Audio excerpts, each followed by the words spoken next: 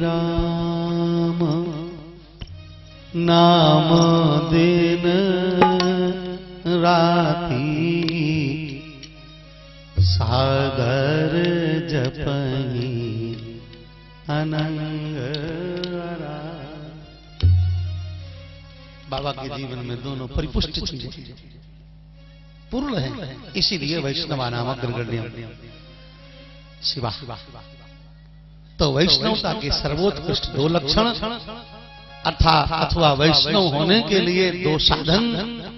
भगवान की कथा सुनते समय परम सुख का अनुभव करो और भगवान का नाम जपते समय नाम के प्रति अतिशय आदर का भाव हृदय में प्रकट हो जाए तो सुनिश्चित है कि आप वैष्णव हैं या होने वाले हैं या वैष्णव श्रेष्ठ हो रहे हैं या वैष्णवोत्तम हो रहे हैं। ये वैष्णव के लक्षण है। और यूं तो हम सब कथा की गोद में आ गए तो हमारे संत कहते हैं कथा में जिसकी भी प्रीति है, जैसे भी प्रीति है महाराज, वो तो भगवान का भक्त ही है, वो तो संत ही है। संत के बगैर कोई कथा सुन ही नहीं सकता।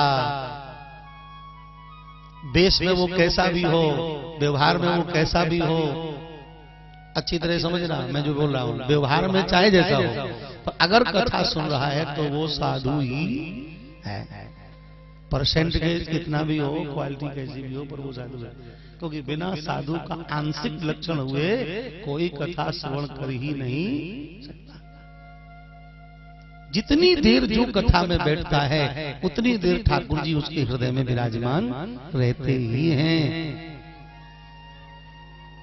श्री ठाकुर जी कह रहे हैं मत कथा वाचकम नित्यम मत कथा श्रवणे रतिम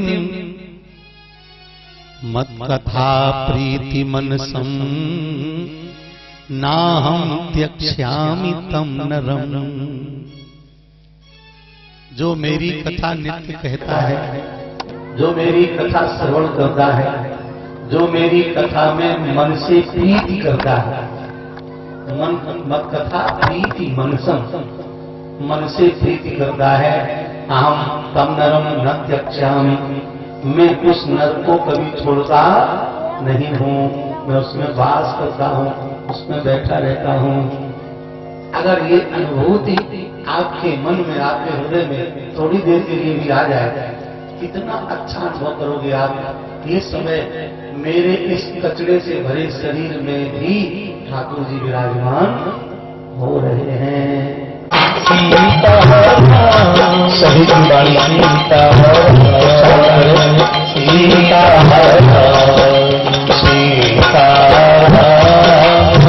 सीता सीता सीता सीता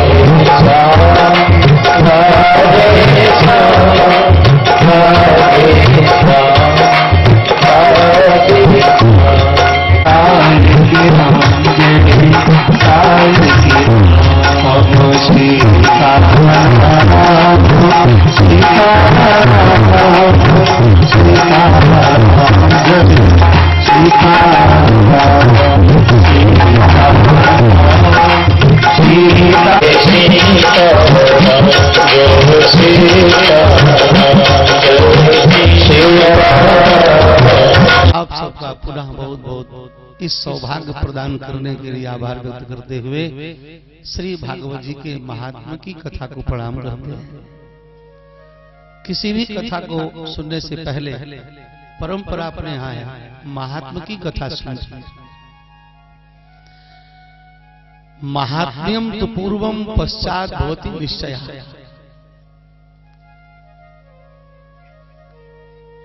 एक नियम है, प्राकृतिक नियम है ये। जिसके महात्म्य को हम पूर्व श्रवण कर लेते हैं, पहले श्रवण कर लेते हैं, उसके प्रति निश्चयता आ जाती है, एकाग्रता बनती है, आतुरता बढ़ती है, पाने की छटपटाहट आती है, समीप जाने की इच्छा जागती है, उसे देखने का भाव बनता है, उसे छूने का मन करता है, एक झलक पाने के लिए तड़फन आने लगती है। इसके लिए आवश्यक है महात्म्य का श्रवण। इसलिए तो साधु कहते हैं कि हमेशा ठाकुर जी के गुण ही सुनना चाहिए। गुण श्रवण की विशेषता है। जिसके गुण सुनोगे, जिसके बारे में विशेषण सुनोगे, उसको पाने की, देखने की, उसके पास जाने की, उसको पास बुलाने की, उससे बातें करने की, उससे मिलने की, उसको झांकने की, उसको ताकने की इच्छा जागेगी।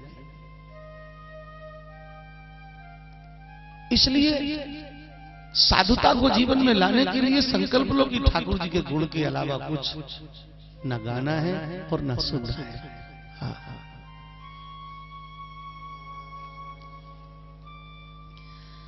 गुण सुनते सुनते सुनते सुनते प्रेम जगता है। भगवान के चरित्रों के दो प्रकार हैं।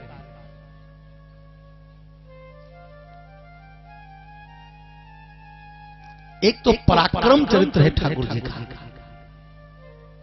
और एक पूर्ण चरित्र है ठाकुर जी का।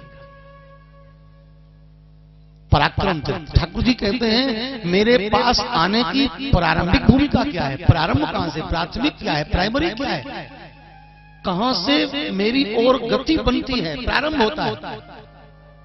तो वर्णन किया, शतां प्रसंगान मम वीर संविदो, यह है प्रारंभिक। सबसे पहले शताम प्रसंगाम मम वीर संविदो, संतों के बीच जाकर मेरे पराक्रम का ज्ञान करना चाहिए।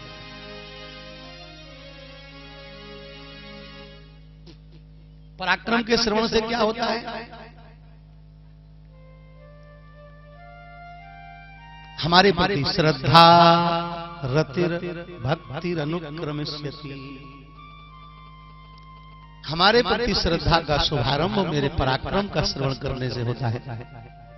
पराक्रम का, फिर श्रद्धा के बाद रति, रति भक्ति अनुक्रमिष्यति, श्रद्धा होगी, रति होगी, फिर भक्ति होगी, अनुक्रमण।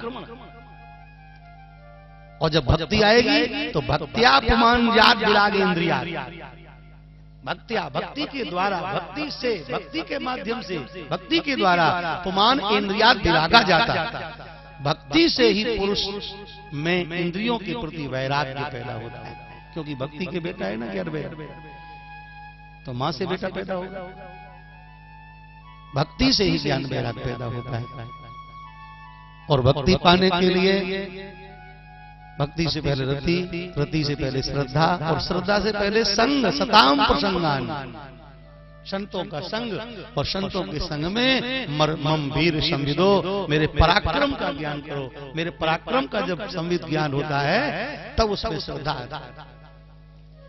तो श्रद्धा ठाकुर जी की ओर बढ़ने का प्रथम कदम है। श्रद्धा के बाद रति, रति के बाद भक्ति, भक्ति के बाद वैराग्य ज्ञान, और फिर ठाकुर जी को वृद्धि प्राप्त क्रम। भगवान कपिल जी कहते हैं यह है प्रकार। और उस तो प्रथम भाग जो है ठाकुर जी के चरित्रों का, पराक्रम चरित्र ठाकुर जी के यहाँ। और जब पराक्रम चरित्र के द्वारा श्रद्धा रति भक्ति जब आप में आ जाए, इंद्रियों के विषयों से विराग हो जाए, तब क्या सुनना चाहिए, बोले तब भगवान के पूर्ण चरित्रों का श्रवण करना चाहिए। पूर्ण चरित्रों का, पराक्रम चरित्रों को सुनने से भगवान में श्रद्धा होती है, भगवान के प्रति आकर्षण होता है। और पूर्ण चरित्रों को सुनने से भगवान में प्रेम होता है। इसलिए पूर्ण चरित्र ही भागवत कथा है, भक्तमाल कथा है। भक्तमाल भागवत ये पूर्ण चरित्र है। इसीलिए भक्तों को सर्वाधिक श्रवण भक्तमाल भागवत का, भागवत भी भक्तमाल ही है। भगवान व्यास जी ने भी 17 पुराणों की रचना करी है। 18वां ये पुराण नहीं है। पुराण होता तो कृष्ण पुराण होता, कोई पुराण का नाम होता। ये भागवत पुराण है, श्रीमद् भागवत पुराण। दरअसल ये भक्त पुराण है। भागवत के दोनों अर्थ हैं, भगवता इदम भागवता और भागवता एवं भागवता। भागवत भगवान को नहीं, भागवत भक्त को कहते हैं। इसलिए प्रिय व्रतो भागवत आत्मा रामा कथम मुने ग्रहे रमत यन मूला कर्म बंधा पराभवा। यहाँ भागवत किसको कहा गया? प्रिय व्रत। प्रिय व्रत कौन है? व्रतम एवं प्रियो व्रतम श्री कृष्णम रामम।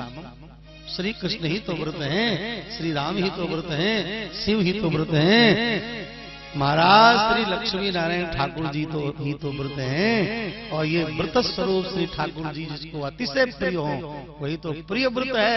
ऐसा प्रिय व्रत भक्त ही तो है। तो भक्त भागवत पुराण का मतलब है भक्तों का पुराण। भगवान की कृपा और भक्तों का जीवन दोनों के संयोगी स्वरूप का नाम है भागवत। इसलिए भागवत भगवान व्यास का भक्तमाल ही है। इसीलिए भागवत के सभी भक्तों की कथा भक्तमाल में श्री नाभा गोस्वामी जी महाराज गाते हैं। तो ये भक्तमाल है। कली में इसकी बड़ी उपयोगिता है। इसीलिए कलौ की ऋण भाषितम श्री सुखदेव जी के द्वारा कलयुग में गाया गया। भगवान व्यास पुराणों के गायक हैं और भगवान सुखदेव जी भक्तों के गायक हैं, क्योंकि भगवान सुखदेव जी भक्त ही हैं। भगवान सुखदेव जी भक्त ही हैं। भक्त ही भक्तों का चरित्र गाएगा। तो भगवान के चरणों में प्रणाम। सबसे पहले महात्म्य की कथा। महात्म्य का मतलब होता है परिचयात्मक ज्ञान। तो महात्म्य सुनने से एकाग्रता बनती है, आतुरता आती है, व्याकुलता बढ़ती है, छटपटाहट आती है, त्वरिता आती है, त्वरा आती है कि महात्म्य सुन लिया, उसको पाएं, उसके पास जाएं, उसे छुएं, उसके पास बैठें, उससे मिलें, उसका संस्पर्श करें, उसको सूंघें, उसको देखें, उसको छुएं, उसके समीप में बैठे आनंद लें। ये गति, ये मति जहाँ से मिले वो है महात्म्य की कथा। और महात्म्य की कथा के प्रथम मंत्र में श्री ठाकुर जी के चरणों में वंदन किया जा रहा। ये एक ही मंत्र संपूर्ण भागवत को अपनी गोद में लिए हुए। ये एक ही मंत्र संपूर्ण भागवत कथा को अपने में निहित किए हुए है। ये एक ही मंत्र का जो विराट अर्थ है वही श्रीमद् भागवत महापुराण हो गया इसी एक मंत्र का। श्री सच्चिदानंद रूपाय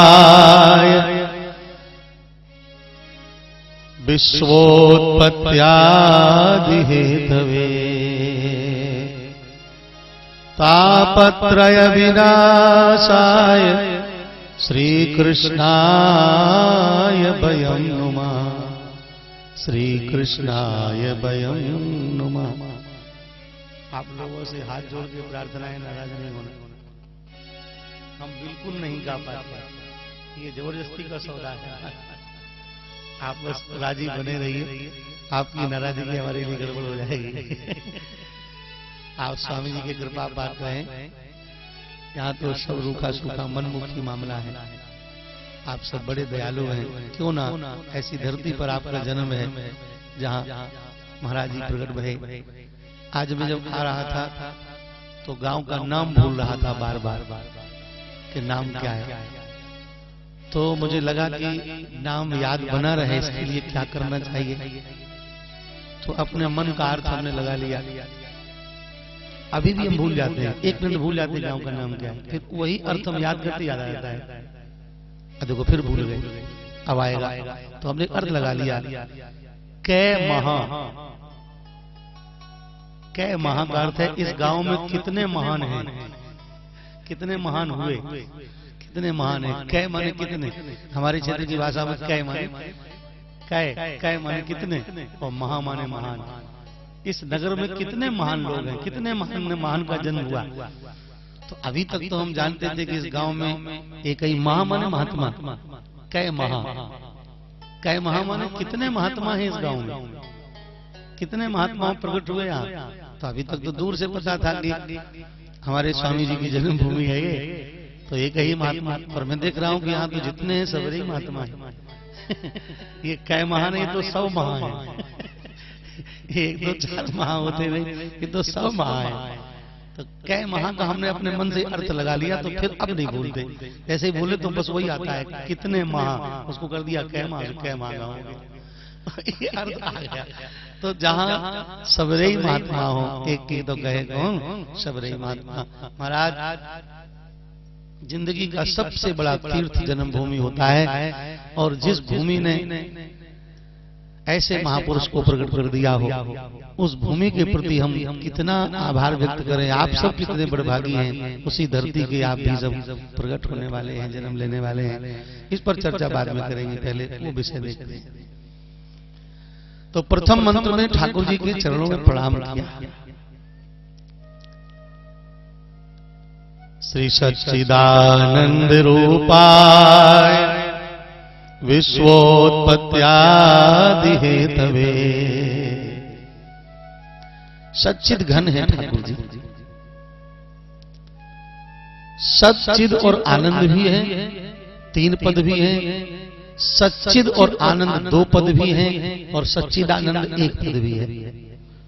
सच्चिदानंद 1 पद, सच्चिदानंद घन कह दो तो 1 पद हो गया। सदघन, चिदघन, आनंद घन तो 3 पद हो गए, और सच्चिद आनंद तो 2 पद हो गए। सच्चिद का अर्थ क्या है? सदा विद्यमानम ज्ञानम सच्चिद ज्ञानम। संज्ञा प्रकरण की वार्ता है ये, सदा विद्यमानम ज्ञानम सच्चिद ज्ञानम। वो ज्ञान जो ज्ञान हमेशा रहे, और ज्ञान अखंड एक सीता बर। तो सच्चिद का मतलब क्या है? सच्चिद माने राम कृष्ण। तो सच्चिद ज्ञान, और सच्चिद ज्ञान के द्वारा जो अनुभूति है उसका नाम आनंद है। तो सच्चिद ज्ञान से प्राप्त होने वाला जो आनंद है वही सच्चिदानंद है। और सच्चिद ज्ञान क्या? फिर सुन लो, सच्चिद सदा विद्यमानम श्री रामम श्री कृष्णम शिवम। ये सदा विद्यमान, सद ज्ञानम एवं सदा विद्यमानम ज्ञानम। सद ज्ञानम अपि सदा विद्यमानम ज्ञानम। सद ज्ञान भी सदा विद्यमान ज्ञान है, सद ज्ञान। तो सद ज्ञान से प्राप्त होने वाला जो आनंद है वो सच्चिदानंद है। और सद ज्ञान क्या है? सद ज्ञान केवल भगवत ज्ञान को कहते हैं। सद ज्ञान केवल भगवत ज्ञान का नाम ही सद ज्ञान है। अब भगवत ज्ञान क्या है? भगवान के नाम का ज्ञान, भगवान के रूप का ज्ञान, भगवान की लीला का ज्ञान, भगवान के धाम का ज्ञान। ये सारा ज्ञान भगवत ज्ञान है। भगवान के भक्त का ज्ञान, भगवान के प्रेम का ज्ञान, भगवान के परिकर का ज्ञान, भगवान के धाम सखा सखियों का ज्ञान, भगवान के लीला स्वरूपों का ज्ञान, ये सारा ज्ञान भगवत ज्ञान। तो भगवत ज्ञान है और सद ज्ञानम।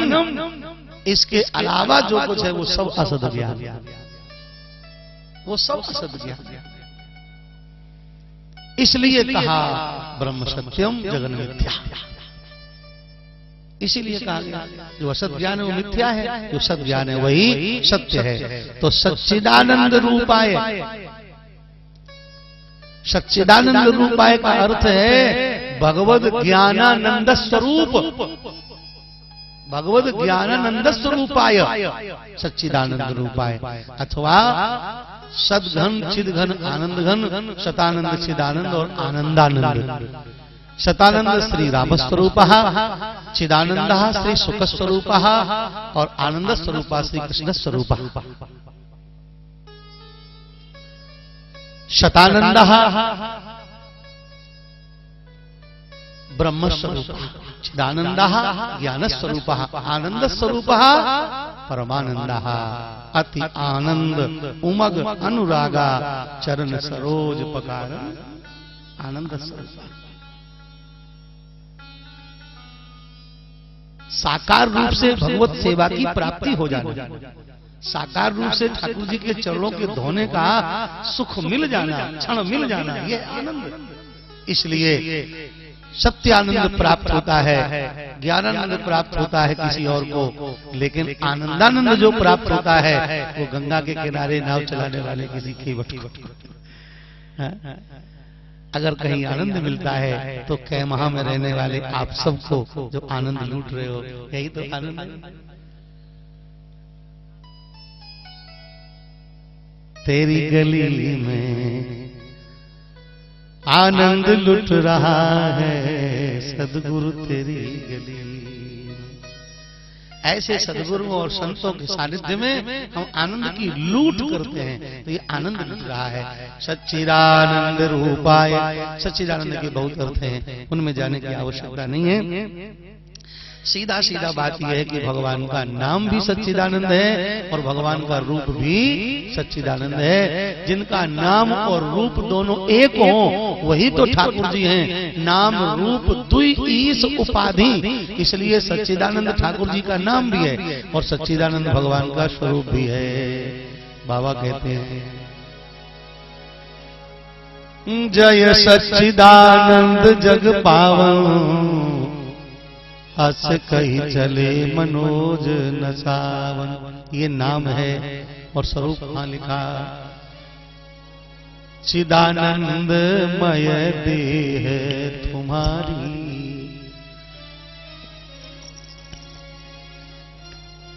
भगवान की देह कैसी है? चिदानंदमय। सब नहीं जानते इस बात को, केवल जो अधिकारी जन है वही जानते हैं। चिदानंद शब्द जो है ये वास्तव में सच्चिदानंद शब्द ही है। अब एक बात और कह दें फिर आगे बढ़ जाएं, नहीं तो फिर समय भी ज्यादा हो रहा है। थोड़ा आरंभ सुखकारी होता है। 5 बजे तक का समय है। समय कितना है? 5 बजे तक का। 5 बजे तब तो 20 मिनट भी है। श्री वृंदावन बिहारी लाल की